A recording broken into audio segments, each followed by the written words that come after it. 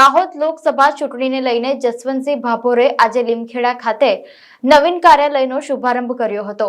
દાહોદ લોકસભા બેઠકના ભાજપના ઉમેદવાર તરીકે વર્તમાન સાંસદ જસવંતસિંહ ભાભોરનું નામ સતત ત્રીજી વાર જાહેર કરવામાં આવ્યું છે। ત્યારે સાંસદ જસવંતસિંહ ભાભોર ચૂંટણીઓની તૈયારીઓમાં જોતરાઈ ગયા છે, જેના ભાગરૂપે લીમખેડા ખાતે ભારતીય જનતા પાર્ટીના નવીન કાર્યાલયનું ઉદ્ઘાટન કરવામાં આવ્યું હતું। જસવંતસિંહ ભાભોર સતત 2 ટર્મથી દાહોદ લોકસભા બેઠક જીતી રહ્યા છે। તેઓ એસટી ઉમેદવાર છે, તેમજ જનતા વચ્ચે તેમની ઘણી લોકપ્રિયતા જોવા મળી રહી છે। જનતાની વચ્ચે રહી કામ કરવા માટે તેઓ જાણીતા છે।